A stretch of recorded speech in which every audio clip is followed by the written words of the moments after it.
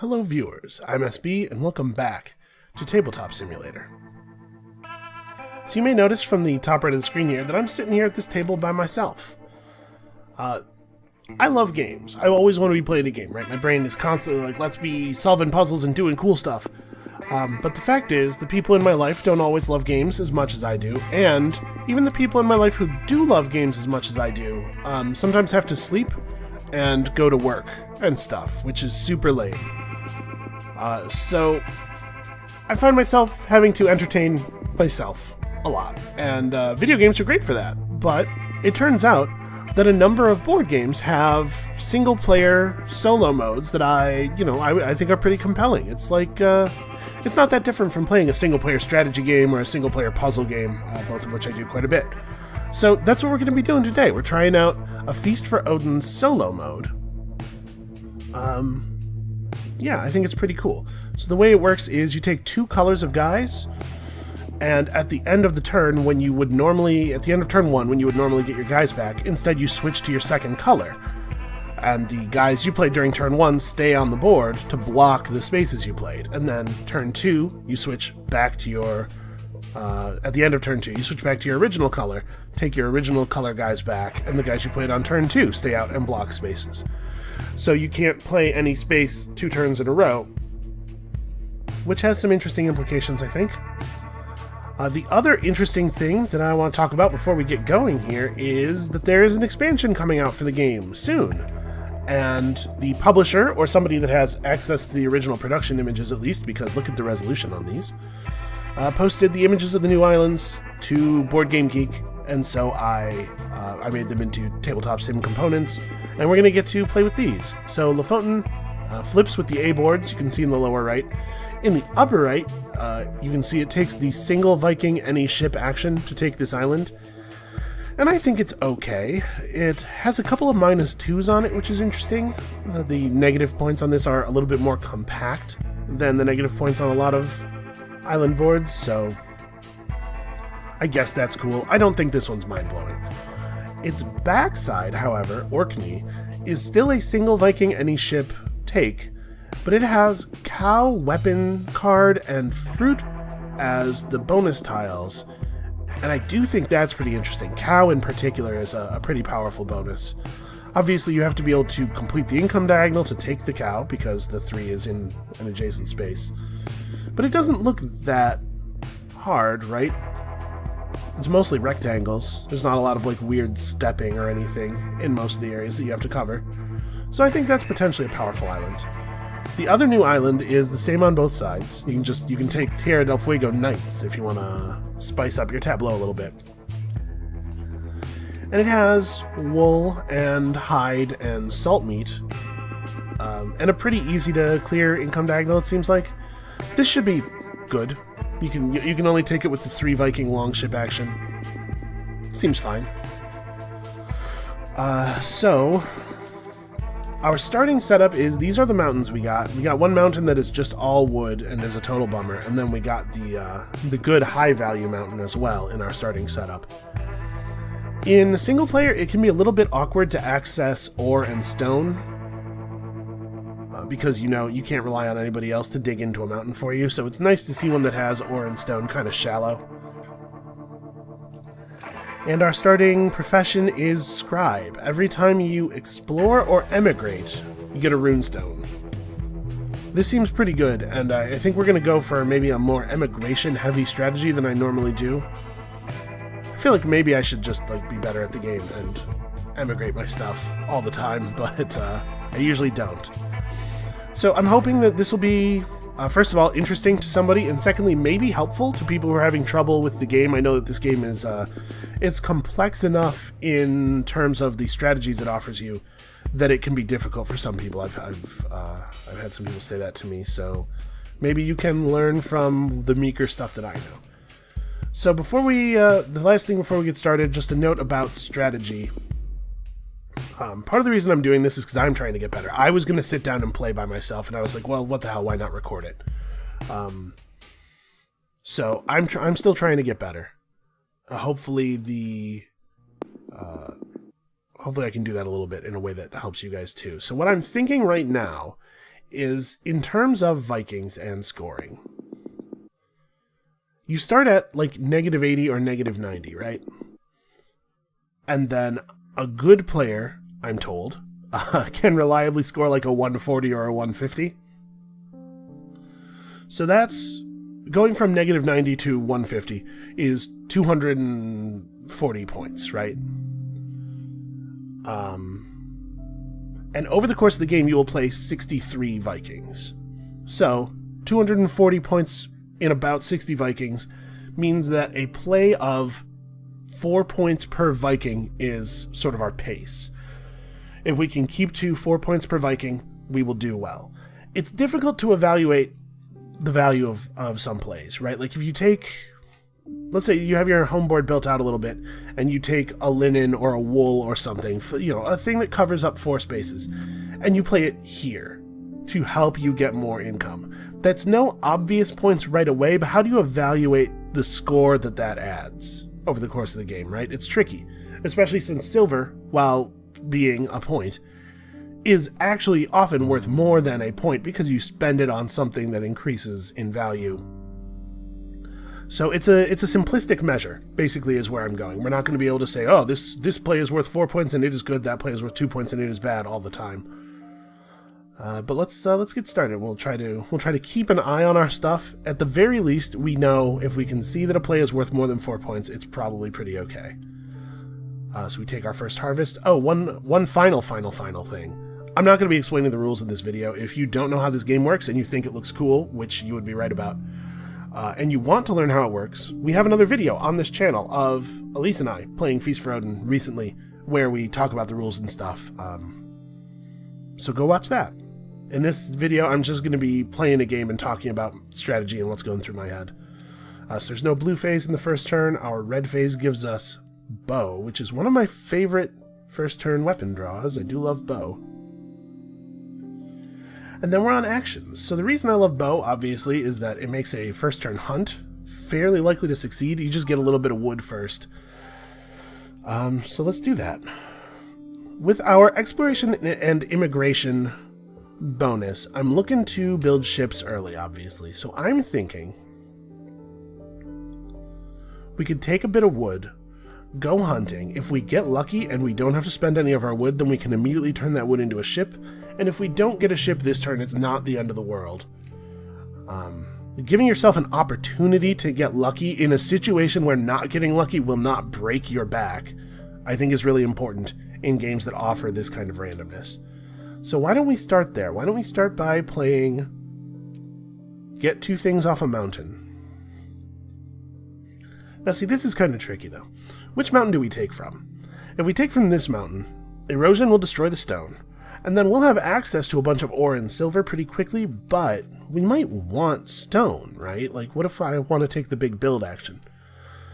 If we take from here, unfortunately, there's so much wood before this mountain that it would take a while for erosion to get us to the stone, so I think I am going to take from here.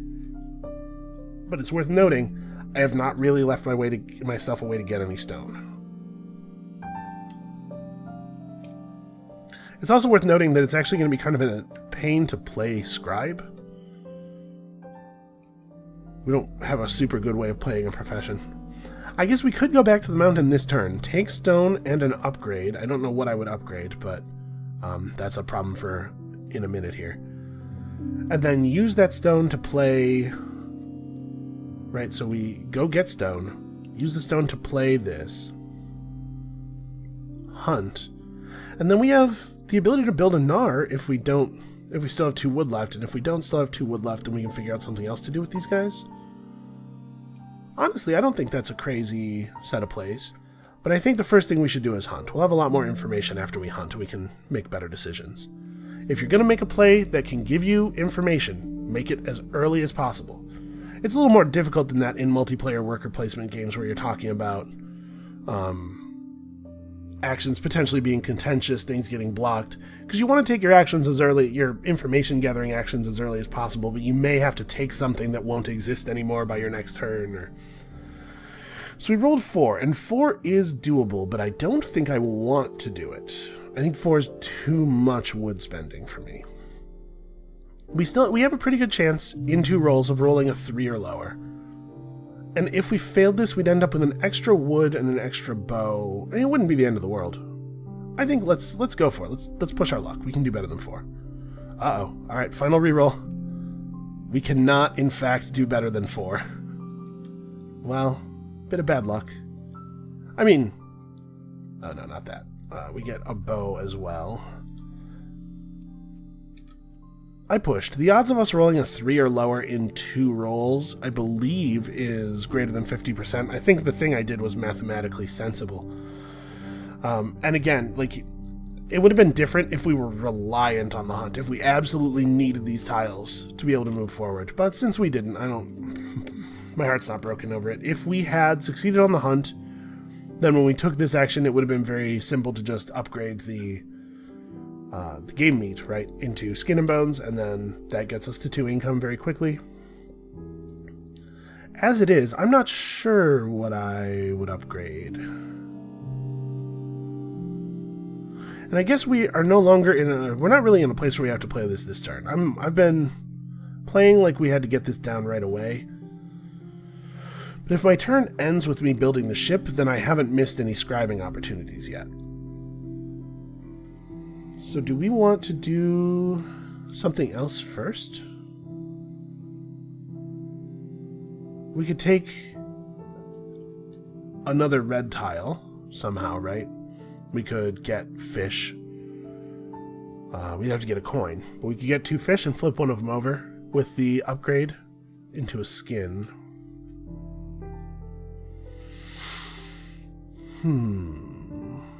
We don't have to go get the stone at all. We could, like, play double upgrade with our other Viking. We have 4 guys. What will we do with them? Let's back it up and start over from first principles. So I probably do want to make a ship. I was going to make a Gnar, but I suppose we could just go to a longship, right? I have this crew of dudes. We could just make a longship. The longship can explore any island that a Gnar can explore. It has the same cost, but it's worth more points. And you can use it for raiding before you emigrate it. And it will show us another profession card, which I think is actually, the earlier in the game you can get profession cards, the better, because they help to shape your strategy. So let's go ahead and do that. Let's draw a profession. At feast time, if you have 1 or 2 grain in your supply, get 1 or 2 money. That's actually really interesting. And that sound that you maybe just heard was me getting a text message, so I'm going to hold on a second. Let me go find my phone. It's over here somewhere. It definitely is not very far away, but I don't know where exactly. So we build our longship. I'm going to rummage through stuff. We build our longship, and then we need something to do with our last guy. We could do the flax to linen upgrade. I guess the thing to note here is that we are still at 0 income, so let's fix that. Where on earth is my phone? Ah.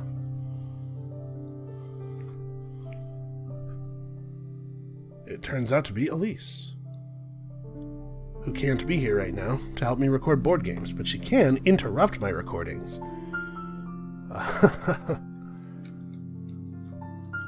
I can't be too upset at her. She's texted me about playing RPGs. She's like, why don't we play some 13th Age? I'm like, yeah, let's play some 13th Age. Hell yeah. So, Guy. We need Guy to either... We could take it to upgrade 2 action, right? Flip this into an oil that we could play right here. And then flip one of these into a red food so that we can still feed. Or we could take the flax to linen action. It's probably better to do that. This is a fine action space. So we'll turn flax into linen. By the way, I didn't mention at the beginning of the video, but we do have a soundtrack today. I didn't want the video's audio to just be me talking over dead silence for 90 minutes. Or 2 hours, or however long it takes. And then we have a pretty easy feast here. So I downloaded a bunch of royalty-free music off of YouTube, and the YouTube music library, the creator music library, and I haven't really vetted it. I listened to like 20 seconds of each of the songs that I put on the playlist. So, and we're going to get whatever Winamp serves to us, and hopefully it will be okay. I think it's all pretty calm stuff. That shouldn't just, like, suddenly blow anybody's ears out. Yeah, that's not a great turn 1. It would have been really cool if we'd succeeded on that hunt. But we're positioning ourselves. This is interesting to me, and it's worth 3 points right on its face, so it'd be cool if we could play this. Anyway, let's move forward here. So we take a coin of income, not my favorite amount. Then we feast. We get nothing during the bonus phase, and then it is mountain phase. I don't know why I'm like so particular about how everything on the board has to be. We get a little bit of erosion, and then we place stuff on the new mountain, and I will do anything to avoid having to move my mouse from the bottom of my screen to the top of my screen 2 extra times, apparently. Listen, it's not laziness, it's efficiency. I have a traditional computer science education, and the #1 thing they teach you in computer science is that if you do any more work than you absolutely have to do, you are some kind of idiot. Alright, harvest. We get our 1 to 2 harvest. Not bad. And then there's no blue phase on this turn 2 either, and we get a harpoon. Okay. Now, unfortunately, we can't just go back and get our very likely to succeed hunt. Bummer. So we have to think forward. So the reason I wanted a Gnar, I'm not sure if I made this clear, the reason I was originally thinking let's get a Gnar is because I wanted to play this space to get Iceland, because I think Iceland is a very good island. It has decent building materials on it, it has a very powerful and easy to scale income diagonal. So we may do that, we may go get we may go get an island that is Iceland, but before we do that, let's think. We want to play Scribe first, obviously. So I need an ore. We still are in the running, like, this is probably right. We need a stone or an ore to play this space. So we take an ore from this mountain, we upgrade 1. It could be that we just turn one of these red, because feasting this turn is a little awkward. I don't want to use the grain, right? I want to hold on to the grain. I want to play Miller and hold on to the grain. Are we going to be able to play Miller? And maybe instead of going to this mountain and worrying about an upgrade, we should just play this space. It costs an extra Viking, allows us to play an extra card. We don't get a coin out of that, though. There's a lot of things we can do this turn. With a longship, let's talk about our options. So I kind of want to take Iceland. It would be neat if we could emigrate. That would cost us 2 coins. We could get this coin by playing this, right? In order to do that, we have to take an action that gets us a thing from the mountain. And then I have these 2 guys left. So explore, emigrate. Oh, this guy is get something, or this guy is actually play the profession. And then this guy is a mystery. He pretty much has to get us a tile that gives us some coverage, though, right? Because we're in a pretty bad place as far as income and bonuses go right now. If we do this right, we do end up with 2 rune stones by the end of the turn. He could... If we had one more guy, I would say we could just pillage.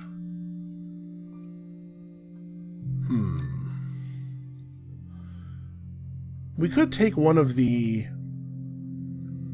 islands first, instead of going straight to Iceland. What if I did that? I don't know if Lofoten is actually good. Faroe Islands, I think, is actually bad. Shetland. Shetland has some interesting stuff going on. If you can secure a silverware every turn, that does give you a lot of coverage pretty easily. Maybe that's what we do. Maybe instead of taking Iceland, we take Shetland, and that gives us 2 guys to use to pillage before we emigrate the ship. And we'll just get another ship later. Yeah. Okay, let's try that plan. That seems like an okay plan. So we end up making our feast fairly easily, I think, right?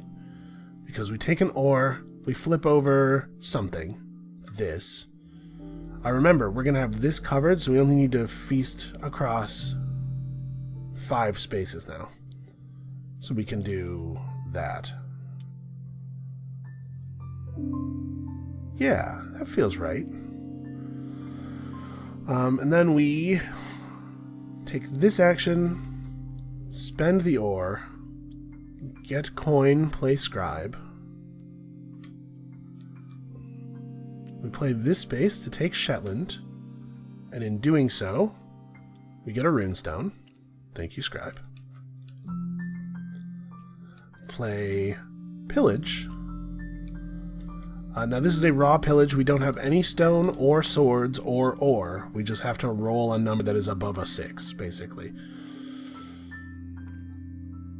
Yeah, like 12. 12's an okay example. I think we just take the chalice, right? Like, we have access to a lot of different things here.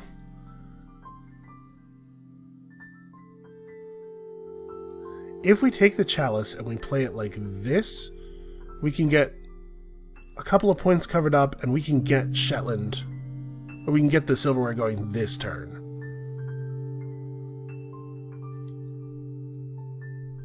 It's a little awkward that a lot of it's like just kind of hanging out in space that's not worth any points. So we could use a runestone plus one of the coins from our income to cover that. It does mean I'm not getting a lot of income this turn. I guess we can get to 2 income pretty easily. We're about to get 1 more runestone, remember? So we'll place it here, and that'll put us on 2 income.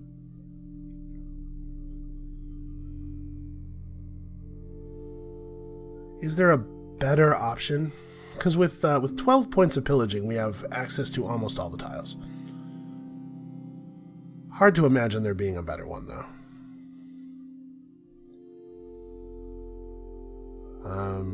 Horseshoe's fine, but it, like... The horseshoe would make it so we don't have to play anything other than a runestone. It covers fewer negative point spaces, and it doesn't really help us get this any more than the thing we're already doing. Let's just take the chalice. The chalice is a very good tile. We can play the chalice here as well. We could do that with it, right? We have to play a coin here to make that work, but it boosts us to 3 income. But not getting the silverware feels wrong. Yeah, we'll do that. I'm happy with that. And then we take this emigration space. We play a number of coins equal to the round value. Flip our longship over and take a runestone from scribe. Then we do this. And this. Move on to the income step where we take 2 money again. We get back 2 money. We get back up to having 2 money. We play one right here immediately. Animal breeding phase, we have no animals. We eat our meager feast. And then during bonus tile time, we get a silverware. Okay, 2 income and a silverware on turn 2 is not terrible. That is not too bad. So we go to the mountains. This is further up than all of the other mountains are on their little pedestals.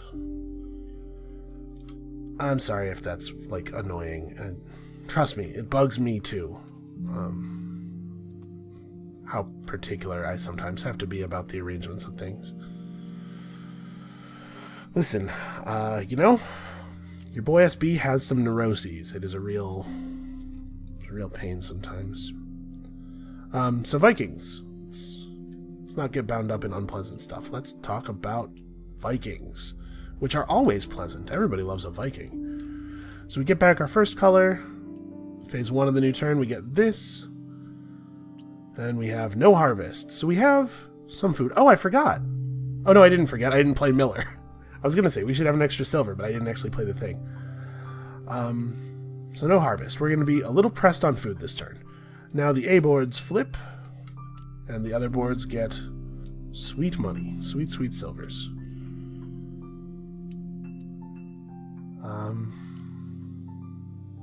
Yeah, I don't know. We're going to end up with more than one island, but I don't really know what our second island's going to be yet. It honestly is probably Iceland.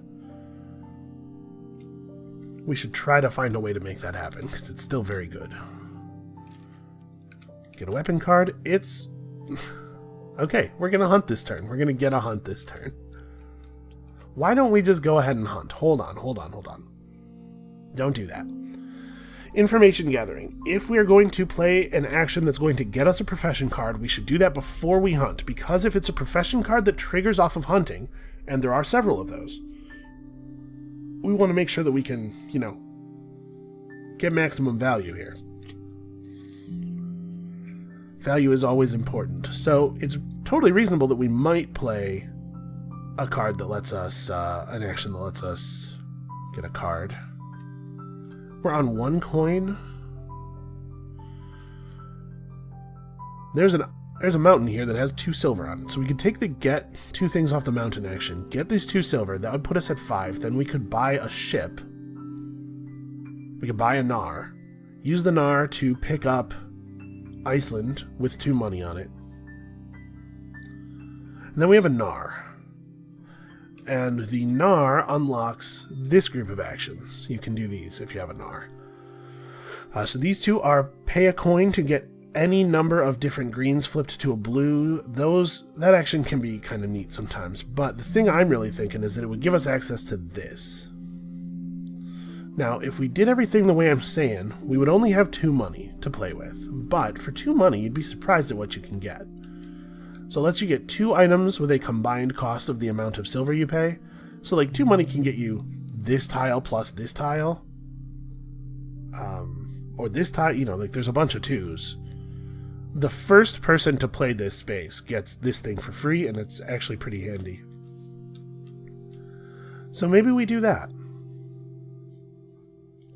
Well, listen, no matter what we do, this is happening. I want to pay 1 Viking to get 4 silver. That sounds great to me. So let's turn off the lock, get this out of here so that I don't look at it and think there's still stone on it or something. It can be kind of hard to tell, right? Like, look at this. We take the stone off. At a glance, I think it's actually pretty hard to tell when the gray spaces are empty. So I like to remove the mountains when they no longer have stuff on them. Yeah, I think that's a pretty strong sequence of plays. Remember that exploring to take Iceland, in addition to getting us 2 coins, also gets us a runestone right away. I like it. Let's do it. So make a Nar. We probably are not going to get to emigrate this turn, but we will emigrate next turn. Remember that if we wanted to emigrate this turn, we'd have to use the 3 Viking space to do it. So we can wait till next turn, when it's 2 Vikings again. And we'll just have a Nar for a couple of turns. That's cool. I'm down with that. So let's grab Iceland. And part of the value of grabbing this now, obviously, is getting the runestone. Take a runestone off of Scribe. And I think I do want to do this.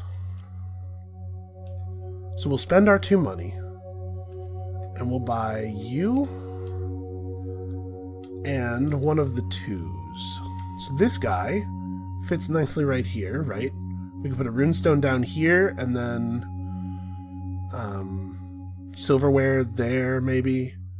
That would get us to 3 income from this island almost immediately without even considering the other thing we get to take. So what else do we want? This guy is a classic stalwart. He could go right here, right? And then what would we do? We could put that there. Oh, I wish I had a silver left. Because look at this. A silver would make this placement legal. We could do this. And get stone and ore for free. Ore has a lot of uses. You can do a lot of cool things with a point of ore. Obviously, you can cover stuff up with it. But this space is pretty okay. The first couple of times it gets played, you can exchange an ore for any item that has the tongs on it. The axe is a great grab. These are also pretty powerful. Hammer is very good.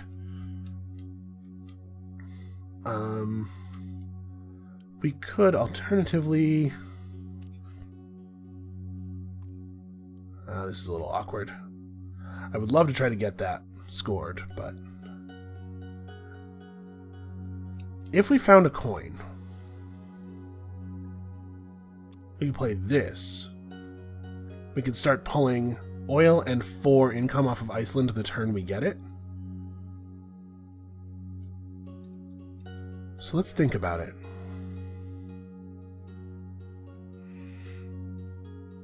How would we get coin? There's a lot of ways to get a coin. You can draw a card, take a coin. You can take beans, get a coin.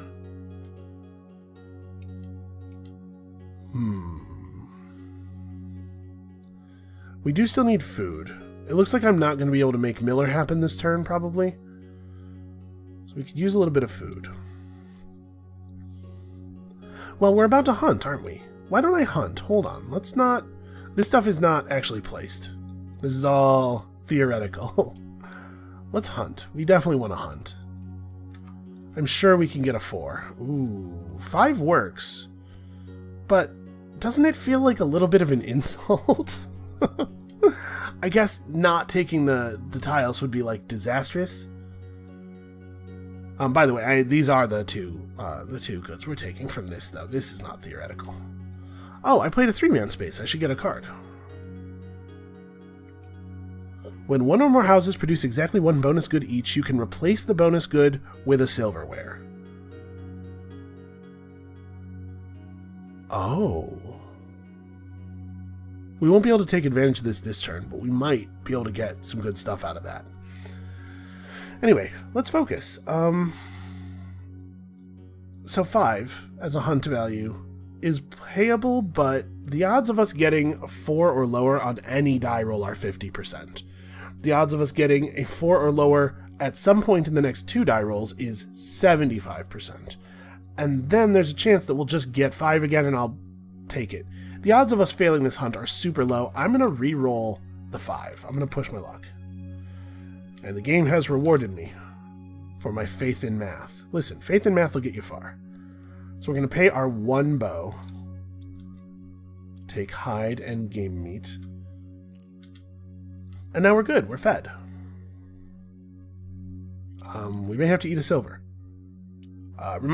Feast comes after income, so you can eat silver from your income. I do want to try to hold on to the grain. Right, because next turn we're going to get a second one, and then we can maybe get 2 silver off of Miller several turns in a row, which would be pretty cool. So, with that being the plan, we're now fed. I'm free to just try to do anything that gets me a coin, I guess, or an ore. Either one would work. Ooh, our hide fits right here. Get even more bonuses. Neat. This is a fun game, man. I love this part, the physical puzzling of like figuring out what goes in what places. I suppose we could, instead of fish, put this hide here and just take an extra coin. That's probably wrong. I think we want the fish. Fish is a good tile. So we need to get a coin, though. We need to get a coin or an ore from this guy to make these placements legal. So it could just be profession and coin. Totally feasible. In fact, I don't know that we have a lot of other options. Beans and coin? Beans and coin would mean we don't have to eat coin too, right? Because we can choose to arrange things vertically if we want. We could just lay the cabbage vertically, or the game meat vertically.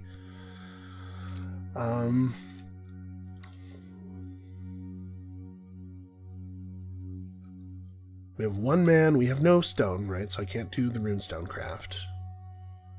Yeah, I think, honestly, profession and coin, like, let's just see some more cards. We can see a really cool card. Let's do it. Profession and coin. Still early enough in the game that I think profession draws are good. Sower. When you harvest, if you already have flax or grain in your supply, get flax or grain. I'm sure it's if you have flax, you can get flax. If you have grain, you can get grain. That is a cool card. I like that. I don't know that we're going to make very much use of it. I mean, free tiles is free tiles. Like, why not? Anyway, we're out for the turn. So, We take coin for this action, we place it here, because we have to do that before we can place most of the tiles that we have placed. And then we actually place all these tiles. Hey look, now it's real. It's real when we say it's real, it's fake when we say it's fake. Oh, we have to place another silver if we want the fish. I totally will. But bonus phase is after income phase. Let's take our income of 6.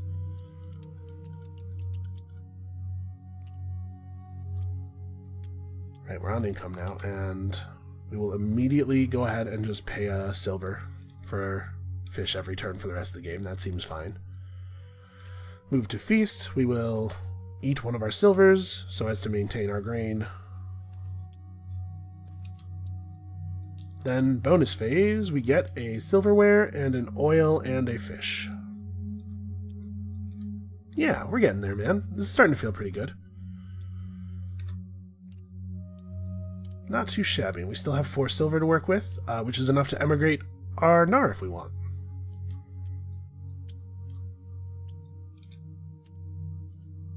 A new mountain emerges from the earth. While erosion slowly wears at the other mountains. This is how it happens. They spring forth, fully formed and full of wonderful treasures. And we get back the Black Vikings this time. I hope that this is something that is useful or enjoyable to people. I'm going to be honest with you, I'm having like a pretty good time right now. This music is extremely chill.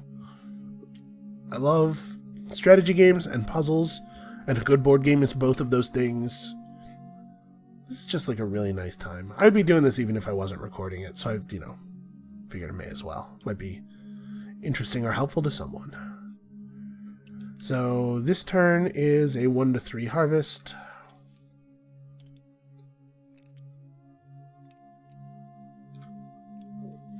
Not bad. We still have a wood we could use for something. I don't know what, but this turn the C island... Oh no, this turn is the B island flip. Getting ahead of myself. We have even more time than I thought we did.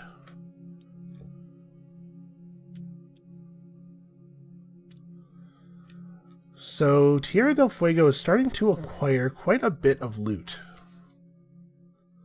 I wonder if it's worth taking. Like, 2 islands and the homeboard is a lot of space to cover. Maybe should not go for any further islands. Yeah, let's not be greedy. Well, hold on, we'll see. Because obviously, Scribe is going to give me a little bit more incentive to go exploring. What are we doing? We're in the red phase. We are red phasing. We got a sword. Cool. So, I intend to emigrate, but we might want to play one of these spaces first or something. Let's try to figure out the flow of our turn. Now, as far as food goes, we're in a pretty good spot. I don't know that I've ever played this space before, but because all 3 of the professions we have in hand are interesting and potentially powerful,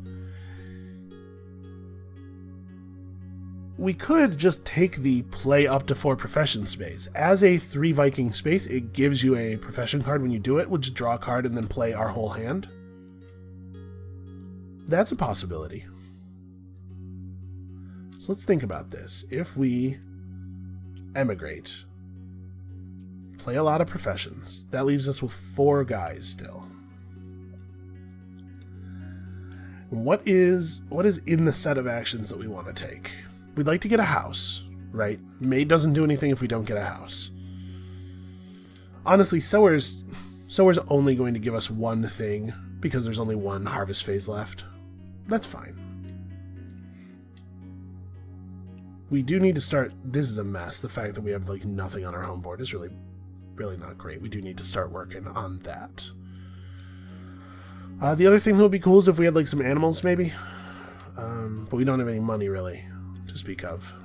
Because this is earmarked for something already. Man, our feasts are going to be really easy this game, though. So we emigrate, play cards.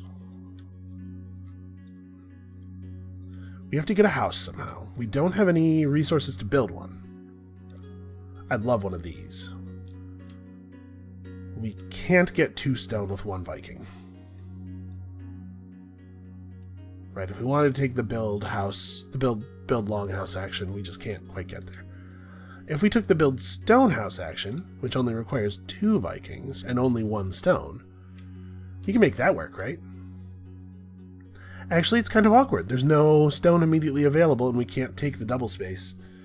So we could do this. We could take 3 things off of a mountain plus an upgrade with these 2 Vikings to allow us to build the house. We upgrade, I don't even know what, honestly. It's not a bad sequence of plays, though. Gets us a lot of valuable stuff.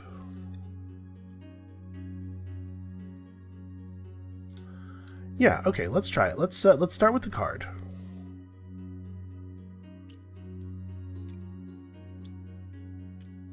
So we're going to draw a card, and then we're going to play all 4 of our cards. Whenever you take a build houses or build ships action, before you take the action, take a thing off a mountain. That changed our turn. Good play, me, getting information. So Sower is worth 1 point, and it's going to give us a free grain in like 2 turns. It's not spectacular. Right, so now that we have Carpenter, we don't have to devote 2 guys to getting things off the mountain, right? We could go get 1 thing and 1 upgrade, take this wood, and then play on this thing, take the stone via Carpenter, and that means we have 1 extra guy to play with. And that guy can get us tiles, right? Like, what's a fun tile to get? We could go take Orkney. It's like a runestone, right? It's a runestone and 2 silver. Orkney has 12 points and 25 negatives. We'd be able to get 2 income off of it immediately, though, because at the very least I know we have 2 runestones, or like oil runestone. And it's the last time we would ever get to use this space, because Shetland and Faroe are both gone.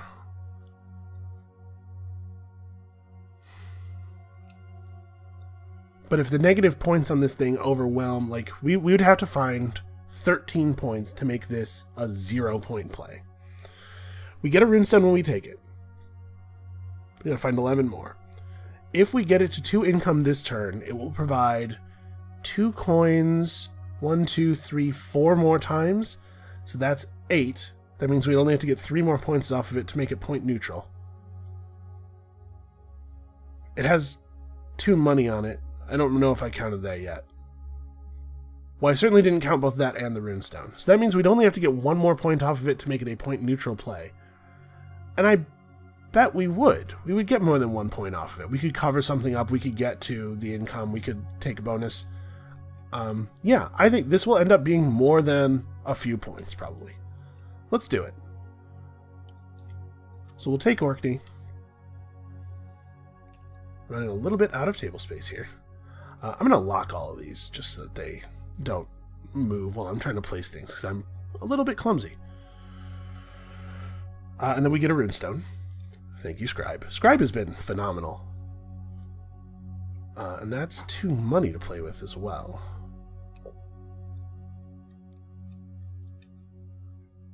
Then we do this. We take wood. We flip something. What do I want to upgrade? We could upgrade the stockfish, right? And then just try to make our way by... We only have to eat 5 spaces. Like... This and a silver is a legal feast. So we can flip the stockfish and use it to fill spaces immediately. Maybe that's good. Maybe that's a good play. I'm going to do it. So we'll upgrade stockfish to hide. Wait. Hold on.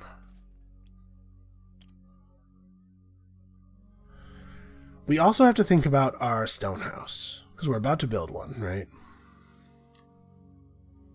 No, wait, this play takes 2 Vikings no matter. I think I miscount. No, build the house, do the emigrate. Yeah, we're fine. So we want to get this hide going as well. Because it will actually come out as silverware, which is cool. So we need some goods to play here. We can put silver in the house as well. But obviously the less silver we have to play, the better. We don't want to play our salt meat. Or we don't want to play our grain, because we want to get grain. We want to get to money via miller. So if we assume that this is going to be a hide, we can play a flax here. We'll play a flax here, and then we have to play. We would have to put in 4 silver. We can't get this any other way. We could, instead of playing the peas or something, we could like. See, the problem is that you can't place orange goods orthogonally adjacent in a house. So, like, we could play the cabbage here, but we wouldn't... the ideal thing would be to, like, play something here and play something here, right? But we need one of those things to be red, is what I'm thinking. So maybe, like, it doesn't really help us that much to upgrade the stockfish because we want to use it in the house. Stockfish, flax, 2 coins. And if that's the case, maybe we just upgrade this cabbage for the purpose of upgrading it again next turn into a larger good tile. Yeah, I think that's how we're going to play it. I think it's valuable enough to have the stockfish as a fish. I mean, I guess you can just play green stuff into here as well, but I'm trying to be efficient over here. So let's just go ahead and declare this. We know we're doing that. Okay.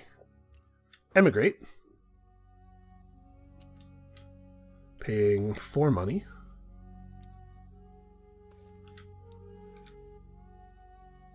And receiving a runestone, thanks to Scribe. And then these guys go and build us a house.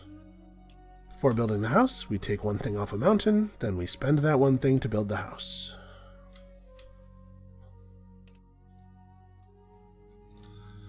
And then we immediately do this thing. Remember, the bonus phase is after income, so we're going to use some of our income silver because we don't have enough loose. There's other stuff we would do, so hold on. We're about to go into the income phase. Let's get our income phase stuff settled. So we probably want to make some progress on these boards, right? Let's go oil, runestone to get Orkney to 2 income right away, plus runestone,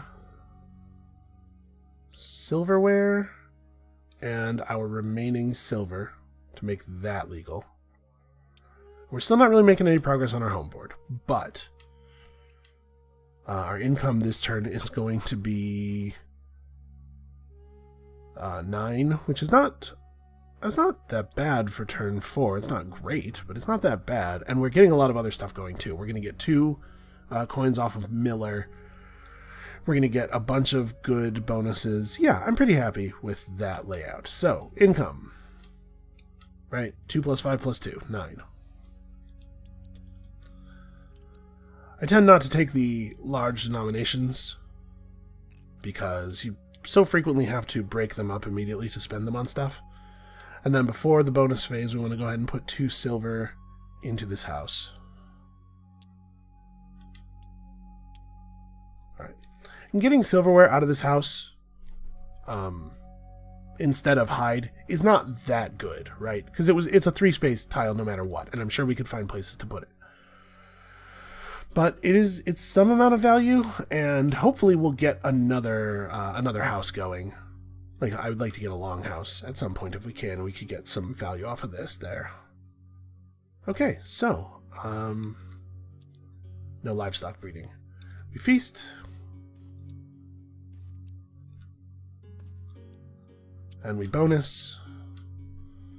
So our bonus is silverware from the house, plus silverware from Shetland, plus oil and fish. I was hoping to get this space going this turn, but I think we made better things happen. Okay, that's all the bonuses. Not too shabby. We're getting a lot of good coverage.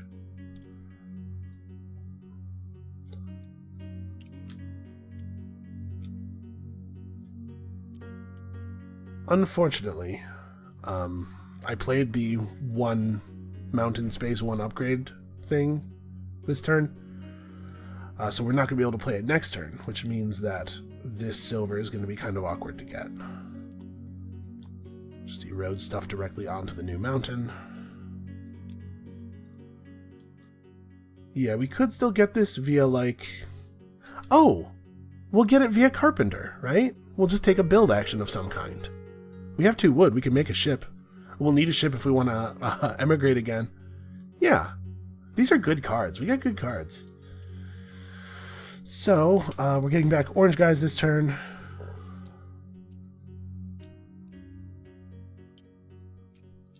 By the way, if you want any of the music that you are hearing, I'm going to put it all in the description. Because in a lot of cases, I'm legally required to if I use it. But I'll put it all in the description so you can get it yourself. Because some of it's been very pleasant. Actually, it's mostly just been this one song, which is 23 minutes into its playtime. Alright. So... Oh, I forgot about Miller. We feasted with 2 grain in our supply, and so we'll receive 2 coins. Alright, no feast this turn, or no harvest this turn. This is the turn that the seaboard flips over, which it doesn't, because we took it. But money is still placed. Tierra del Fuego is starting to accumulate quite a lot of value. I do not think we should take a 4th island. I think we probably shouldn't have taken the 3rd island. That might have been a mistake, but I'm trying some things out. We got a sword. Cool. I do love a good sword. So, things we'd like to do this turn. It would be really cool if we could take a build action. It would be really cool if we could get a longhouse so that we could start getting silverware out of it. You know what else would be really cool? Getting a ship and a house at the same time. We should try to get this going. So we need 2 stone and 2 wood to make it happen. It is a build space, so we'll get to take something right before we do it. We already have 2 wood. So... Oh, but the thing we take... I want it to be this, right? So if we take 3 things off of this mountain, we could get the 2 stone we need. We take this space, do an upgrade, turn that game meat from last turn into the skin and bones that it was always destined to be. And then that covers this space, right? We could get 2 more income going very easily. We definitely want to hunt. But if I'm going to play a 4-guy space, I want to have a card when I do it, right? So, and if we're going to get a card and play it, we should do that before we make any big moves on hunting, because we could draw a card that influences our hunt. So I guess the question is, do we want to play get 3 things off a mountain plus get an upgrade and then spend another guy getting a card? Or do I just want to play the get 3 things off one mountain, 2 things off another? Get like... What would I even get in that case? Like these 3, and then 2 from here. That gets us all the stone we need. It also gets me a bunch of ore. Yeah, that's not bad. That'll draw us a card. Like we're committing a huge number of our guys already, right? This is the build action then. And we only have 3 guys left. 1 of them hunts, and that leaves us with 2 other guys to do useful things with. We have a relatively easy feast.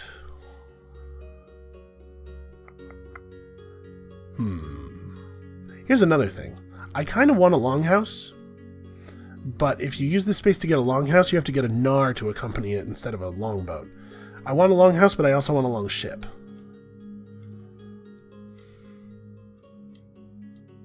I suppose we should take the gnar and the longhouse. It's easier to build another stone house than it is to build another long ship. Than it is to build a second. Yeah, it was another. We did have one earlier. Yeah, well, I mean, whatever. I think this is right no matter what we do. Let's go ahead and do this. Take 3 things off of this mountain. 2 things off of this mountain. We have all the building materials we need. We get a card. It's... Oh!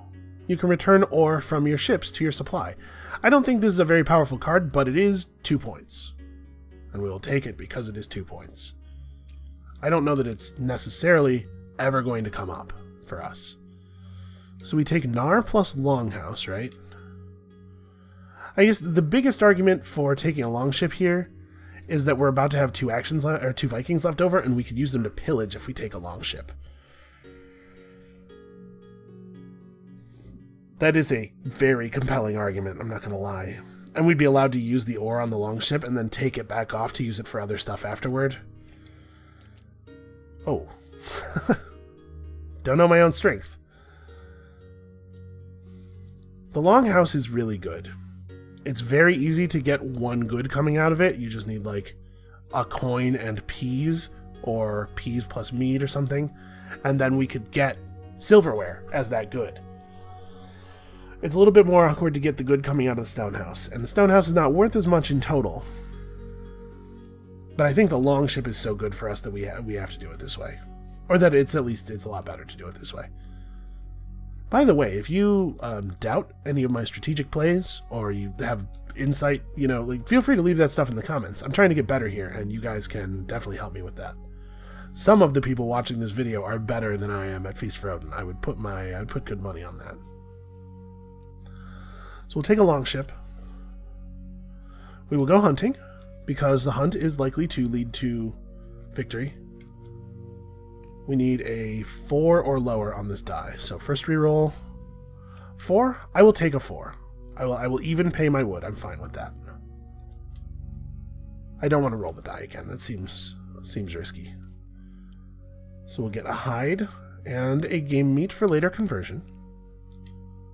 Or, honestly, we might eat one of these right now. And then we go pillaging, because pillaging is fun. And before we take our pillage, we place both our ore on our longboat, since we can trivially retrieve it. Yeah, if this means we get a bigger piece of loot, and then we still get to use that ore for coverage, this actually ends up being worth considerable points. Alright, rating. We probably will not get so lucky with just like 12 off the top. So 8, 9, 10, up to a 12. So we could spend 1 sword and take the axe. The axe is a large piece. Is there a place that axe fits and is very compelling and powerful? It fits right here. Right, it goes 3. So it fits right here. It covers a lot of space, but it only actually covers 1 income thing, and it's an income thing that we're allowed to cover. So that's immediately valuable. The other thing we can do is try to make the cow bonus happen somehow. The X fits right here very nicely, but we'd have to cover a lot of space to make that legal. I don't think I have the tiles for it. If we had like an upgrade action or 2 and we could flip to game meat, but I did not leave myself that room. We also could use it to actually make progress on our home board, which is a very valuable thing to do. It's possible that I shouldn't mess with Orkney too much. Like, maybe I'm over concerned about it. It would just be really cool to get a free cow. Or 2. Not even for the points on the cow, but because the cow is a 3x4 tile and upgrades into value. So hold on. Let's go ahead and experiment. Let's say I'm taking the axe, which is almost guaranteed to be true. If we were to put it here, for this to be legal, we have to cover this, these 2, and then the 9 spaces down here. We actually can do that. It's going to cost us a bunch of silver. But if it increases our income and puts us in a place where we can maybe get a cow, like maybe get a couple of free cows. Yeah, we should do that, right?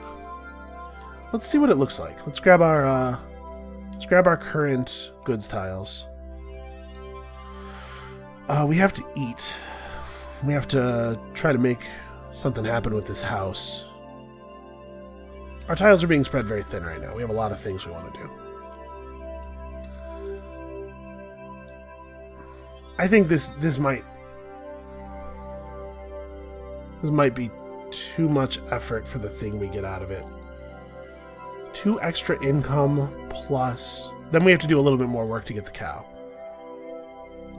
So right, what we would do is go like silverware hide. Right, and then this space has to be covered because it's in line with the 3, but we'll get there. We do this and this. Then we have to place 5 silver, and then we have to place another 3 silver if we want the cow this turn, which we do. I'm going to go for it.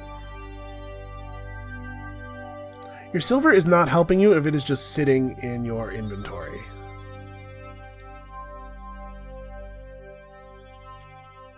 That leaves us with only 1 silver to play with elsewhere. But it gets us a cow. 2 extra income 3 times, right? 5, 6, 7 income. And then also it's going to get us a cow this turn and a cow next turn.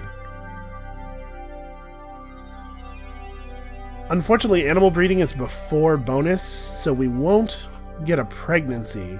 We won't get a breeding pair in time to breed. But cow this turn, plus we buy a cow next turn, gives us a breeding pair, and then we end up with cows that we can flip into big goods, because we have a lot of space to cover yet. Yeah. Yeah. Okay. No, let's do it. Let's do it, let's hope. I'm gonna, like, why not, right? Get one, pay a coin to get a coin a couple of times. So, that's gonna be income for us. Let's take it. We get 3, 8, 12 this turn. It's not a bad number.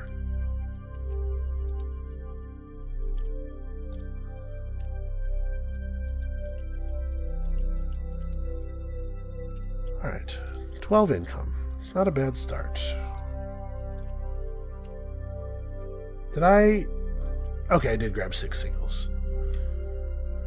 So we have to eat. And it would be cool if we could get this. Can we get this? Is a game meat's not actually better than a fish here. We'd have to pay 4 of our own silver. Here's the thing. Remember that we would like to retire our longship next turn, for which we will need 5 money.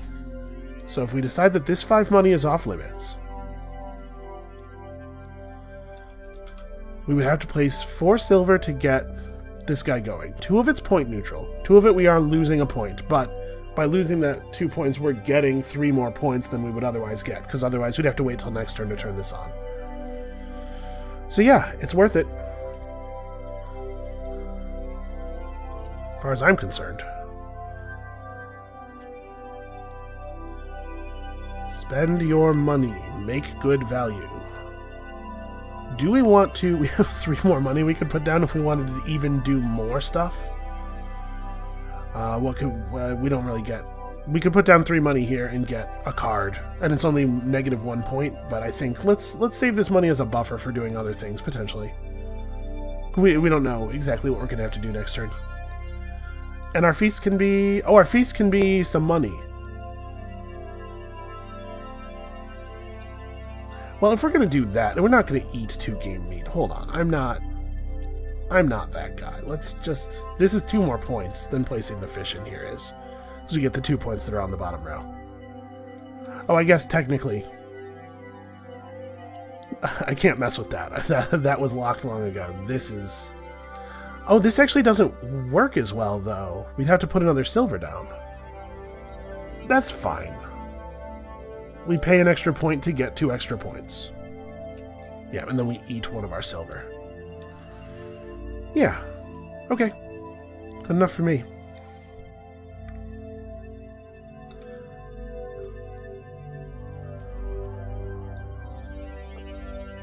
And when we feast with 2 grain in our supply, we get 2 money. And then... I'm like jamming past stuff here. Then we do bonuses. So our bonuses are silverware, plus silverware from this island, plus oil and fish and cow.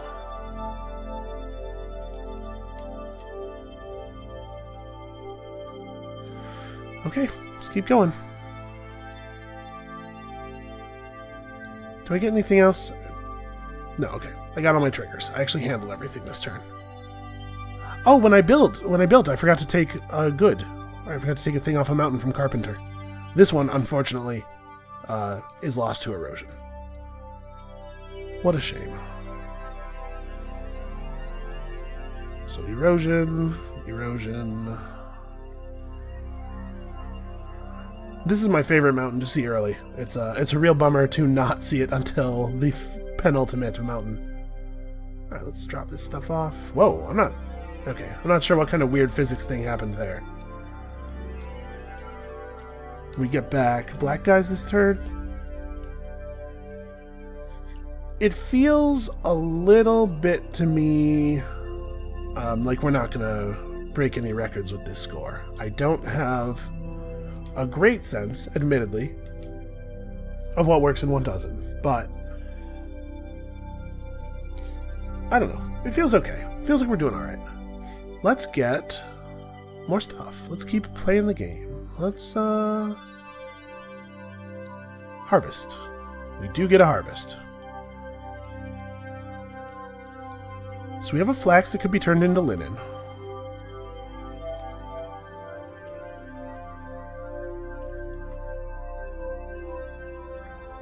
Oh, I had to pay a longsword for that axe. Now, this is the turn that the D-board flips.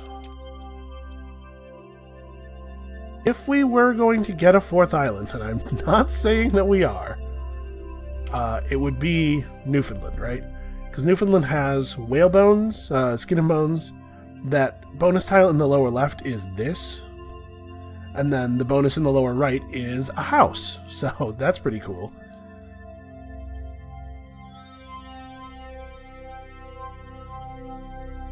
You can replace each bonus good with 1 silverware. I didn't really think about it, but hold on.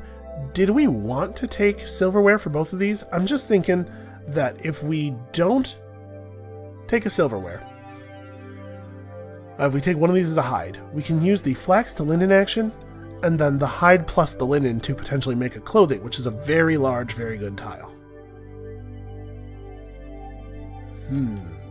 Maybe that's wise. We also, though, could just upgrade fish to hide. That leaves us without a red good. But, I mean, we can make red goods happen. Yeah, okay, so let's try to figure out our turn here.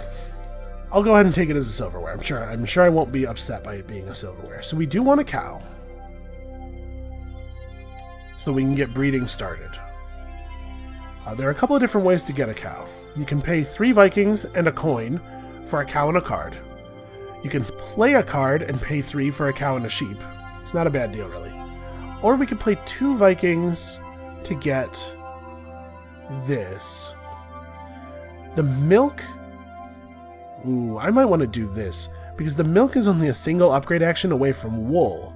And then we would have wool and silverware, and we could do this thing. We have a lot of spaces we need to cover. So let's start figuring. So if we bought a cow with the 2 Viking space, then we took the 4 Viking action to mega craft. Then we had to fit an upgrade in there somewhere. We could take double upgrade probably. We could explore Newfoundland. That doesn't leave us enough guys to emigrate this turn, but we could emigrate next turn. And that way we get to next turn, we get to use our longship one more time before we flip it. I don't think... we shouldn't take a third island. Or a fourth island. We maybe shouldn't have taken a third island. We definitely shouldn't take a fourth island. Look at all the space we still have to cover. So these three guys are not for that.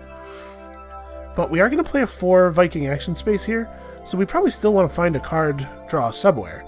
Is it better for me to just play the draw a card action, or can we find a 3 Viking action that's compelling? Building resource-wise, I have nothing.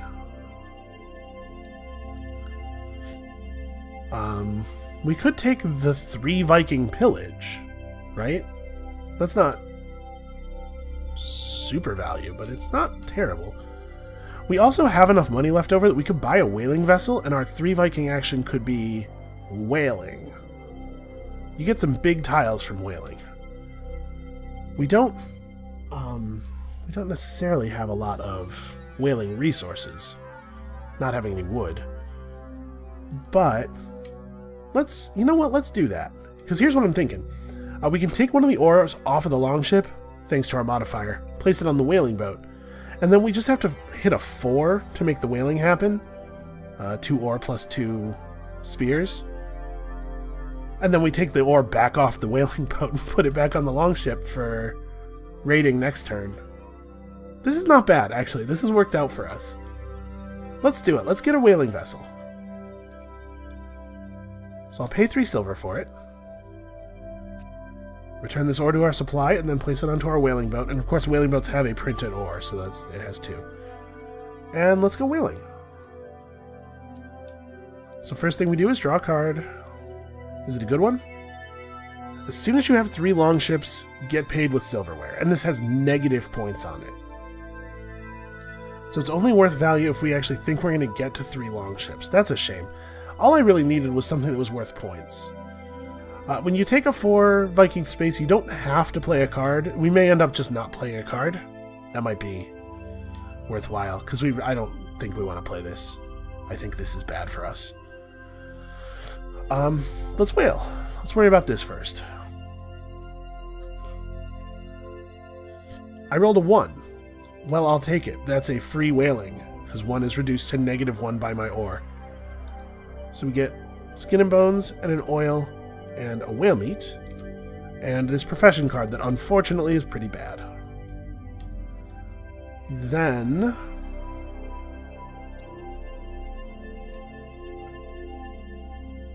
since we're not emigrating anymore this turn, we don't need to preserve as much money. So we can go ahead and spend these silvers to get a second cow for breeding, and then also this milk. Then we go and play 2 upgrades, turn the milk into a wool. Oops. I just ripped part of the game board off in a rage. And then we get to flip something. We get to flip something else. But what? Oh, during the harvest, we're supposed to take an extra grain or flax. Grain, right? Flax? I guess I didn't have flax in my supply already. It'd have to be grain.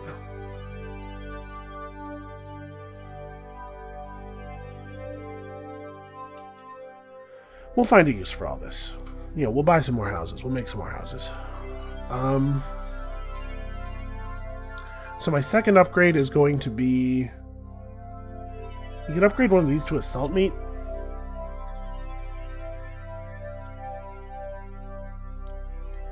Although, actually, our feast is extremely good right now. So maybe we, flip this over into a blue tile. We flip this over into a green tile. Let's do that. Okay. Then we take 4 Vikings. We still have a Viking left. What was this guy going to be? I don't know that we had an action for him. So, what's our play?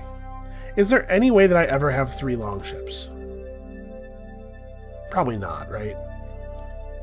building 2 more longships during the final turn is not totally impossible. We could, right at the end of the game, just buy 2 longships. Right, there's an income step right before the end. So we just bought 2 longships. At the very least, this card is 2 silverware.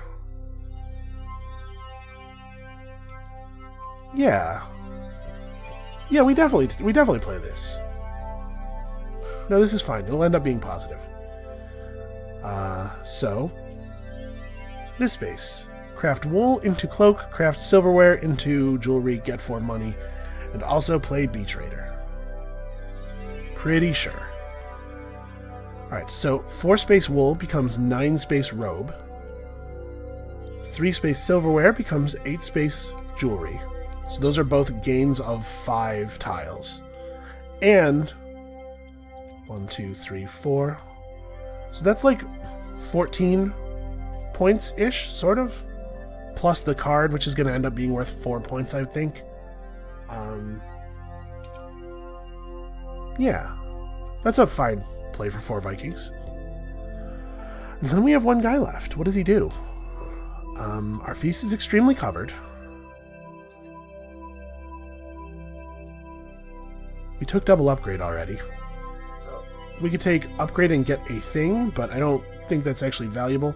And plus, if we don't do it that way, then stone erosion, or erosion pulls the stone, and next turn we can take 1 thing and an upgrade to get the silver. Although I guess if I intend to build another house, we'd be getting that silver anyway. But we don't want to take a stone now, is my point, because otherwise the silver will erode. We have a flax, we just go flax the linen. It's not bad. That flax is probably not going to be worth any points. Although we could just drop it right there and get 2 points, I suppose. What else can we do that's exciting with 1 guy? We could go raiding. We have a sword left. Raiding doesn't let you count your ore, but we have a sword. If we rolled a 6, we'd be able to pay our sword and get another silverware. If we rolled a 7 or an 8, we'd be able to pay our sword and get an actual good tile. So really what we're looking for is a 6 or higher in 3 rolls. I believe we can do that.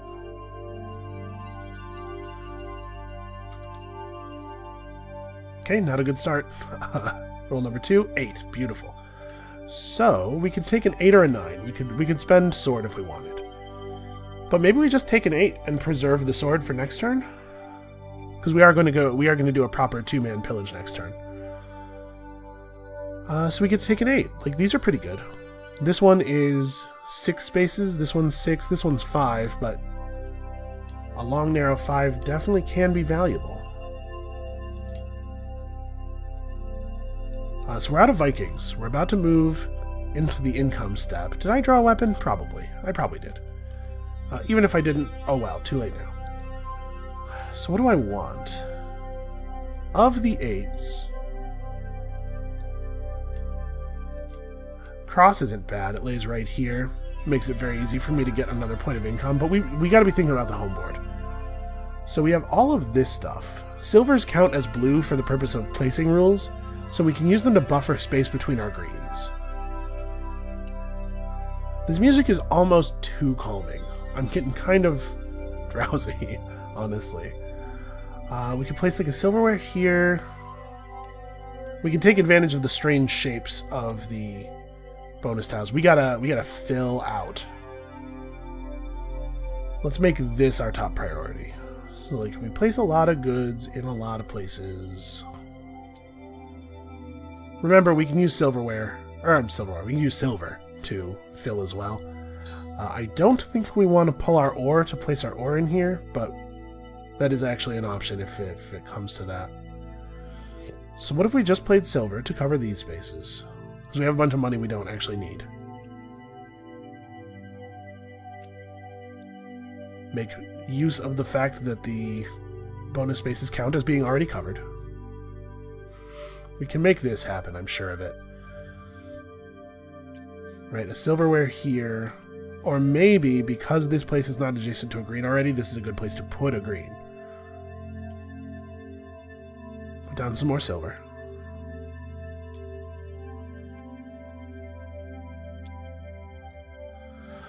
Okay. A runestone here. Or an oil here. Silverware here. Break this silver into 2. Get that.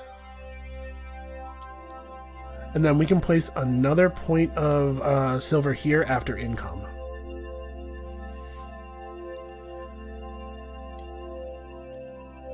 So we don't have to place this. We could do something like this instead to get this income. And then we could just play 3 silver over here, right? Because we're going to get way more money than we're going to need on the last turn. Is there anything productive I can do with this oil? I could make this bonus happen, maybe? No, I think is the answer. Actually, the oil can just go here. Reduce the amount of silver we have to... Oh, no, I can't. Can't put it adjacent to the whalebones. The oil could go right here, and then we only have to pay 2 silver.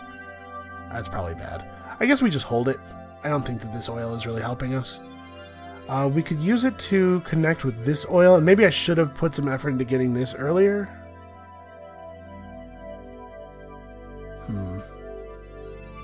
No, I think we're fine. This is not bad. So our turn 6 income, if we play it like this, is 8, 13, 17. Okay, that's fine. Obviously, you can tell I'm not overjoyed about it, but it's fine. So let's go ahead and take it, which means I have to remember what I just said. 8, 13, 17. Okay. We have way too many food tiles. So let's go ahead and take 8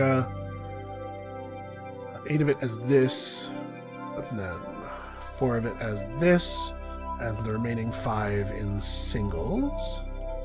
And then before the bonus phase, let's go ahead and make sure we get this runestone, because all of this silver is point neutral, right? So why not play it? And also you. Yeah. Do I want to sack silver for other things? Because we could get this, right? Maybe that's a good use for this runestone.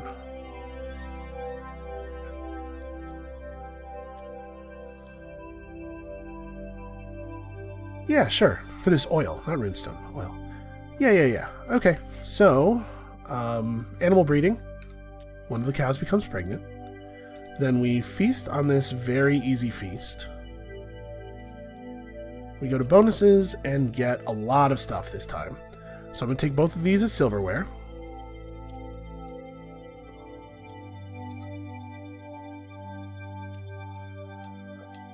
Here we get wood, stone, ore, runestone, and mead. Or runestone and mead. Have I been getting my mead? I'm pretty sure I have. Yeah, woodstone, ore, runestone, mead. Over here we get another silverware. Over here we get fish and oil. And ore and stone. I have too much stuff. I need to start laying it out better. And over here we get a third cow. Now, we can upgrade 2 of these cows this turn and have the third one just sit and give birth, and that makes this a 6-point cow, effectively. So that's an option. Yeah, that's all of our bonuses, right? I think I got everything. We are actually only 1 wood away from being able to do a ship and house build. Alright, so we place out our final mountain. Erosion occurs. This wood actually goes back to the supply. I mean, technically they all go back to the supply, and then new stuff gets placed on the mountain, but you know what I mean. Yeah, okay. So, then we get back it's orange dudes, right? Yeah. Get back our original player color. What am I doing moving back in 2 batches? Embarrassing. Get new guys, and here we go for the final turn. No harvest, no blue phase. We get one last weapon card. It's a snare. We might play the snare action. Who knows? Okay, so things I really want to do this turn. Another emigration is good because it, first of all, is worth 6 points. Right, the long ship flips from 8 to 21 points, gaining you 13, but we're going to pay 7 silver for it. So it gets me 6 points plus a runestone, which means that we're getting effectively 8-ish points for 2 Vikings. That meets our threshold. Before we do that, we probably want to pillage. We can get one more great big coverage tile. That would be cool. And we can do this and then get these back later. Right, if we could get the English crown, which has 2 points on it in addition to being huge, that would be fun. If we get one more wood, and we can just choose to get one more wood, right? We can play the big build action because of Carpenter, take one thing off a mountain. We can get some good points there. Take like a Gnar and a Longhouse, and that way we can store a bunch of the food. We could also build a longboat with it to get us closer to Beach Raider. So what was my income? It was like 17. So we would get 2 silverware if we got Beach Raider off. But I think we really do want to take a Longhouse. It just gives us way more places to score. Oh, I'm 100% sure. I'm pretty sure I didn't take my Miller last turn when I feasted with 2 grain in my supply. So let's go ahead and take that. So we can start playing this stuff, and a Longhouse gives us the room to make value out of all of the food we're not spending. So, raid, emigrate, get a Longhouse, or do the build action. Leaves us with these guys, and we need to take several upgrade actions. I think we're doing the things that I said, though. I think that all is happening. Pretty sure. If we manage to fill to the 18 income on our home board, our income would be 29 as it appears right now, which means we would be able to take Beach Raider after getting our final income. If we get our final income above 30, Beach Raider will no longer award us anything, right? So we have to be a little bit careful about how we do this. If we take long ship off of our build and we just immediately buy a second long ship, or a third long ship, then we get our 2 silverware immediately, and we're free to bump our income up as high as we want. This is not a real concern. Let's not even worry about this. So let's go ahead and raid. Or pillage. There's no version of this where we don't go pillaging, right? We've juiced up our long ship. We have a sword. I guess... No, this is what we do. Let's do it. Let's get one last decent tile. 12. You guys, I am unbelievably lucky. So that's 15, 16 with the longsword. And we get our crown. The English crown is huge, and has 2 points on it, and is my favorite tile, and is the best thing, and I'm so lucky. That was really lucky. Do we want to just emigrate the ship now? There's no way we explore. We're not going to get another runestone in any other way off of Scribe. I'm not going to pillage with it. Yeah, let's just retire it. Let's just go ahead and retire it now so that I don't have to keep thinking, okay, but save 7 money. Just get this out of the way. So we'll take all of our ore back to our supply, thanks to our modifier, and then we will flip... Ooh, wait. Wait. We're never going to fulfill Beach Raider if we do this. I actually have to be pretty careful about my ordering here, don't I?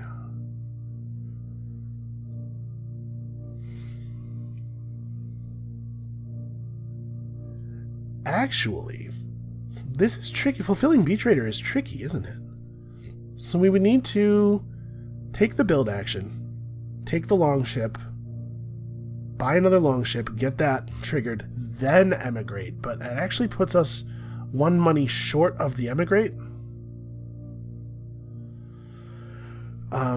We do need to get a card as well. So what we could do this with one of our guys. Take a card so that we can play it when we do the big build. Take a coin, which will cover the emigrate cost. Then we have these guys to buy upgrades with, basically. Yeah. Okay. Let's do it. Well, hold on, though. There's a more efficient way to do this, right? We could go 3 guys, plays the 4 upgrade space. That gets us a card while giving us 4 upgrades. And then we could play this guy here, which gives us another upgrade, lets us take this 2 silver off this mountain. That covers our emigrate cost, but we get more upgrades out of it. And we actually get better money and everything. That's the way we should do this. So let's go 4 upgrades, draw a card so that we can play it when we do our big build. It's not a good card. It gives us a point. It'll give us a point. It gives us a bow straight up. And then we could go hunting and try to get lucky with the bow, but I don't think we have the guys left to make a good play out of that. So it was worth a point. That's fine. Oh, we should actually take the upgrades. So we almost certainly want to upgrade cattle, right? 2 of the upgrades go on cattle. Because these are turned into very large tiles. And we still have large spaces to put them in. Oh, what am I doing? We don't flip them over, we turn them green. And then we would also flip, like, the fruit. So that with the 1 extra upgrade, it can become a robe. So let's go ahead and do this way. Clothing. Clothing. Robe. And fish becomes hide. Because it's going to have to be something that... This second upgrade has to be something that immediately becomes a scoring tile, right? And then we take... Wait, if I do that, I don't have the guys left for my emigrate. Maybe we just don't emigrate? It gets us 8 points.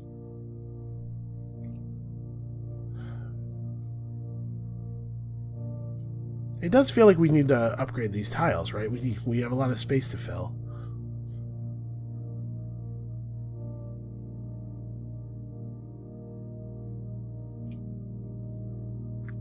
It does feel like we need to use that thing. Maybe we just don't emigrate.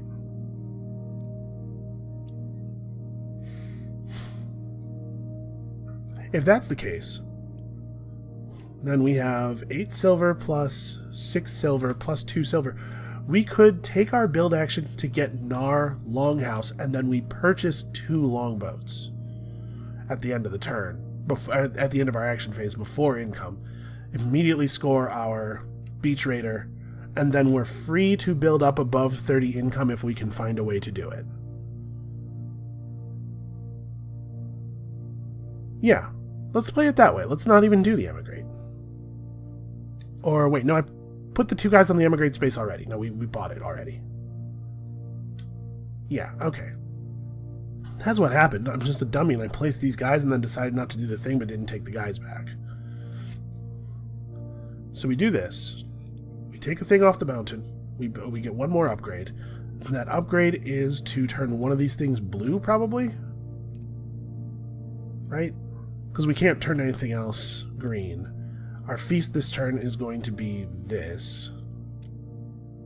It's pretty efficient, because we are getting our emigrate. So yeah, we should turn one of these things blue just for spacing concerns, because we have a lot of space to fill. Let's turn that into a silver horde. And then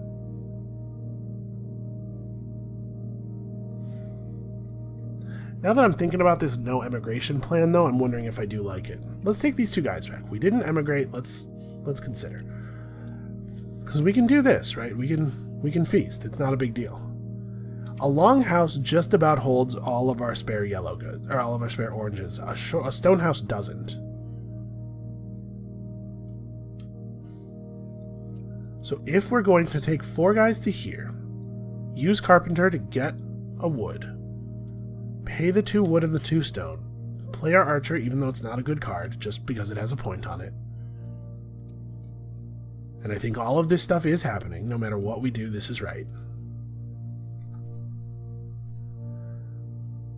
What is it? I guess technically we get a bow. Let's go ahead and grab the bow, just in case we decide we do want to hunt one last time. Oh, don't snap that into my hand.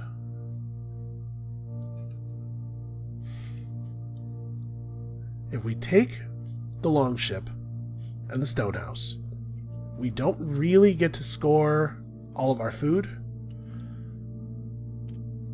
but we do get to emigrate, which is 8 points. Are we losing 8 points of food scoring by doing that? Almost certainly not, right? Let's actually just play it out and compare. We may as well.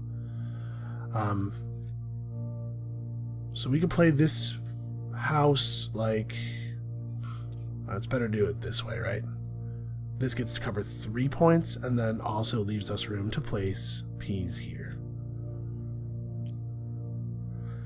Then we don't have any resources left, so this is 10 points minus 5. This is a 5-point house. Plus, we get the longship. We buy another longship with that. Beach Raider triggers, it gives us 2 silverware. Then we emigrate one of these longships, which takes most of the rest of our money. So we end up with 1 coin left over. And 5, 26, 34 points. If we do that way. Plus a bunch of unscorable food. If we do it the other way,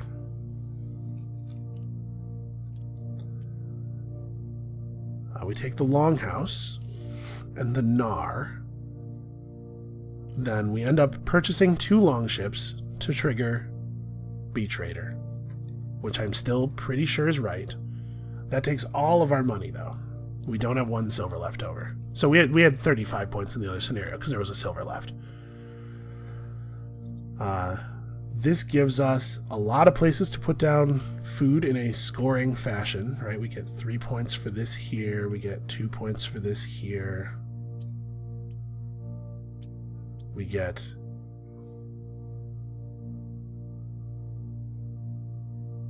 actually a little bit awkward, but like... this actually is kind of awkward. This is a...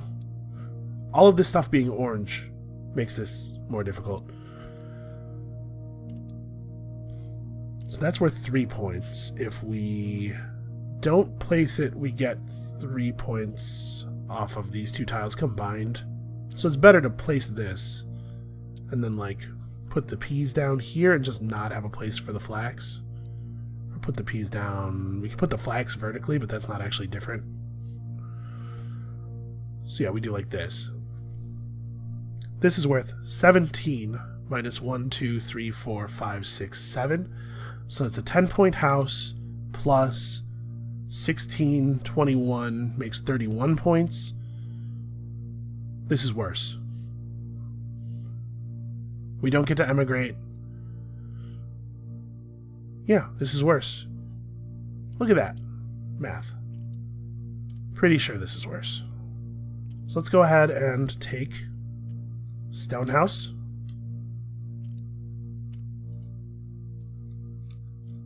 Plus longship, then purchase a longship,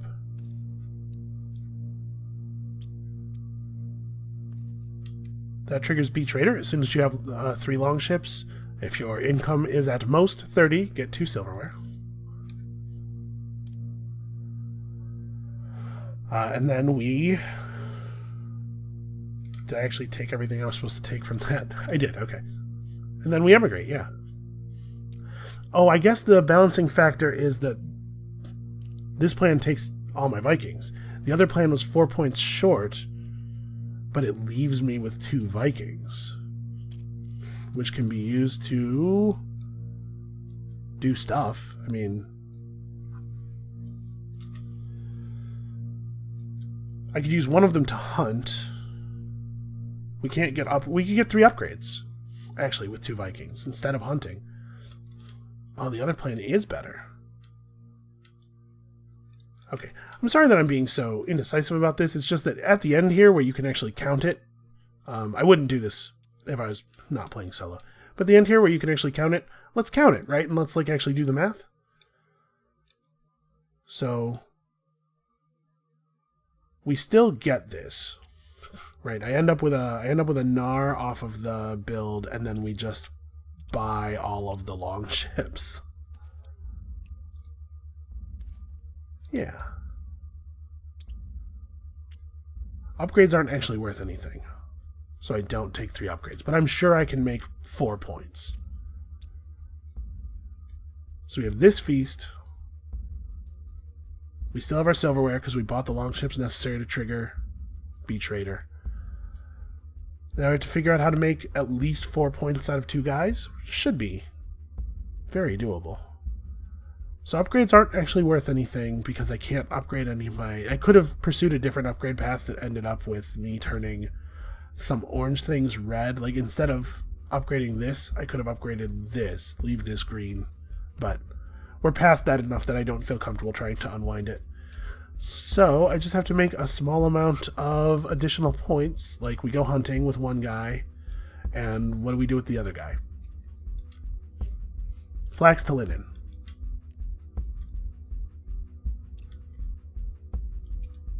Yeah, I think that's...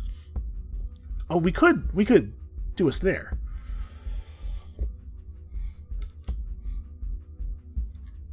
We already are... House is so full that we can't make points off of the game meat no matter what. So this gives me 4 points of green plus 3 points of green and no additional value. It is better to just lay a snare.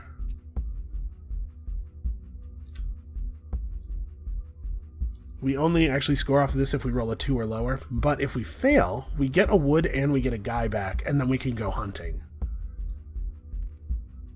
I think this is right. Let's try this. Okay, reroll 1. Got there. So we play our snare, but then we get a snare back when we succeed. And we get a fertile, and I think that is it. That's how we go out. So, income time. Let's figure this out. We have a lot of stuff to cover. Let's go ahead and place in our house as well. Is it better if I do this? That lets me play peas for 1 point, flax for 2 points. I don't get to play my cabbage, but this makes the house worth 1, 2, 3, 4, 5, 6, 7, 8. Actually, no, that is not better. The best way to do this is still this, then. And then just one of these tiles goes down. 1, 2, 3, 4, 5, 6, 7. Yeah, 10 points of house. And we end the game with an extra flax. That's not so bad. Ending the game with 1 extra point of resource. No, we don't. The flax fits right here. Actually, it's beautiful. Actually, this is a beautiful ending. Oh, if we saved our grain, we would get coins for it. But each one of these grain is worth 2 points played this way. No, I think this is right. We could swap this grain out for the peas, but we have to eat more food. Like, yeah, this is right. I think this is right. So we won't score anything off of Miller in the last turn, but Miller got us 2 coins at least twice. 7 points, you know, that's good.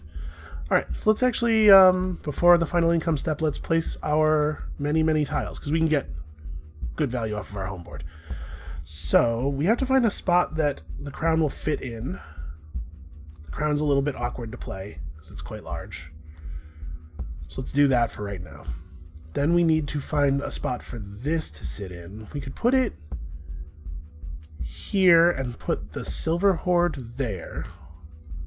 And then we have a lot of little tiles to play with. It's really important you find space for your big tiles. This could end up like here, probably. Yeah, and then we can... we don't have any loose silver, but we do have 4 loose ore to use to fill. So let's figure this out. Let's say we play silverware, runestone. Wait, do I have this runestone? Did I take this runestone from an immigration that I ended up not doing? Hold on. Let's see if it matters. No, this is the runestone I got from my income. Yeah, we're fine. Everything's fine.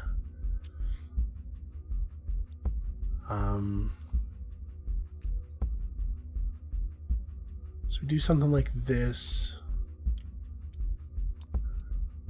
The best thing would be if we could completely fill and do that. But I think we don't have the coverage. So we may have to rearrange this a little bit.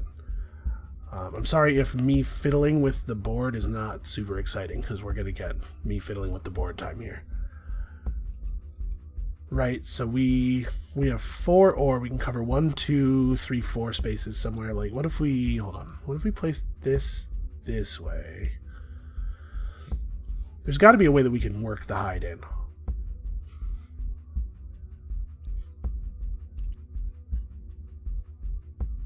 Hold on. What if we do this instead? Play the hide here. Silverware there for spacing. It's so close. It's so close to working. Right? And then 2 of our ore could go here. I wish I'd upgraded a little bit more.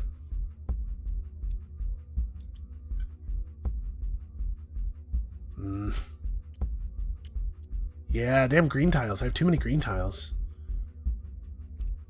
Okay. This was already placed. This is not set in stone, though. Like, we could place this here.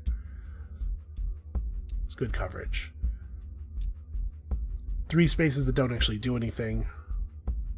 Probably I don't have the resources to make the home board full, it looks like.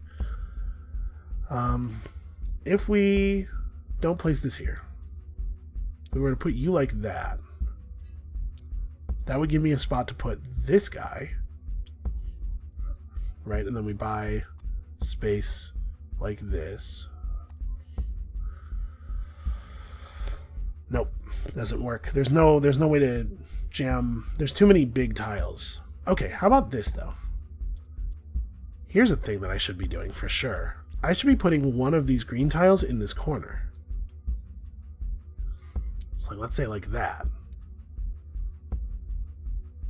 Put you down. We can use the crown to space out our green tiles a little bit.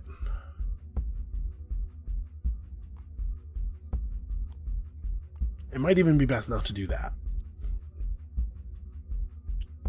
Okay, this looks a lot more promising. I don't know that we have enough space. Oops. So like if we put you here, I think we end up just short of being able to do this though. And you go here, and you go here, and we're 1 space short of filling our home board. Oh no. We got everything in and it just wasn't quite big enough. Okay. So, if we do this a little bit differently, we can still get a lot of coverage on our home board, and then we have to place these other tiles elsewhere is all. There's nowhere this runestone can go that's going to be better than cover out -1 and get me 3 points. And then this hide just goes somewhere else. I can't place it right here because the damn green. If I had placed this oil here and placed the coin here, we'd be able to put this down here and it would get us an extra point of income. So not thinking ahead enough cost us a point, I think, is how this ends up working out. And I mean, in a sense, not thinking ahead enough cost us a lot of points. But I think this is how we end our run. And it doesn't feel to me like an incredible score because we really have a lot of uncovered negatives. But yeah, that's going to be it. So let's count it up, and we'll see how we ended up. We don't have anything else that's worth points. No, this is our points. Oh, before the end, there is a final animal breeding step. The pregnant cow gives birth. Points. Okay, and we are not going to take our income because it doesn't matter. We'll just score the income that's on the boards. So that happens. We eat our final feast. We don't get anything special from it, but there are professions that give you cool stuff when you feast. Yeah, we weren't keeping grain in our supply. It's not worth the points. So that's the end of the game. Let's score it up. I don't know. I feel okay about it. So, me in the game tab. We scored. Our positive points are 39 points of emigrated ships, plus 24, 29, 32 points of not emigrated ships, 6 points of livestock, 1, these two cancel each other out, for 5 points of actual points on our professions. Our final income is 17, 22, 26. 17, 22, 26, yeah. So we had 26 points of income, or if we had taken it, loose silver, however you want to count it. We have 2 points of owning the English crown. Feels good every time I say it. And then 37 points of houses and 34 points of islands. So our positive points work out to be 71, nope, 71. Plus another 11 is 82. Plus this is 108. Plus that's 110, 147, 181. Is that right? Did I carry the right number of... You know what? I'm on a computer right now. Let's just... 39 plus 32 plus 5 plus 26 plus 2 plus 37 plus 34 is indeed 181 positive points. However, I do believe that's the most positive points I've ever gotten in a game. However, 3, 5, 8, 10, 14, 16, 17, 20, 23, 27, 35, 39, 40, 42, 47, 48, 49, 50, 52, 53, 54, 55, 6, 7, 8, 9, 63. Minus 63 is actually still not that bad of a score. Was that 118? Yeah, alright, 118. That's on the higher end for my regular scores, and hopefully it's high enough that it, this could have shown you something as a player. So that's going to be it for this video. I hope that this was interesting or informative. I hope somebody besides me got something out of this. I certainly got something out of it. I got to play a game that I enjoy. So that's going to be it for us for today. Come back next time. Let me know in the comments below if you'd like to see more solo board game stuff, because I can totally do more solo board game stuff, obviously. Yeah, that's going to be it for us for today. Thank you guys very much for watching, and we'll see you next time.